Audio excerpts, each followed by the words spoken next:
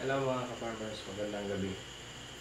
Time check ngayon ay alas 10:42 na ng gabi. Medyo dinabi kami ni Mrs. mag-practice ng aming panibagong business, which is yung aming calamansi, pure calamansi. Pwede pang marinate sa mga mag-iinsan. And calamansi juice, ito yung ready to drink. Actually, hindi pa namin na-perfect yung tamang timpla at yung pinaka-formula namin.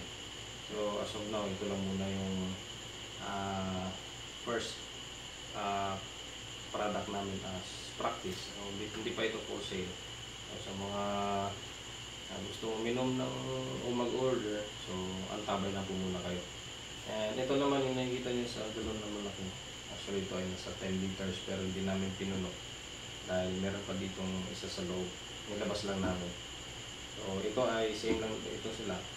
So, titimplahin pa namin ito ulit. And then, itong isang ito ay pure calamansi. Ito yung pagpapraktisan namin ulit na titimplahin yung panibagong timpla or formula. And then, papakita ko lang ito sa inyo dito sa loob. So, wala pang laman. Bitoy, thank you pala sa Jeanette. So, nagpapasalamat po kami dahil pinautang kami. So, thank you. Itong aming bagong rep. So, ayan. So, napakaraming laman. Nakikita nyo ito. So, ibabalik na natin ito para lumamig, ma-chill. Ayan. So ito same lang sila. Sayang naman ng sobra. So ito pure calamansi ko ito. So bili kayo. So yun lang muna guys. Ang hirap palang mag-negosyo pag bago kasi biruin mo alas 3 na magsisimula.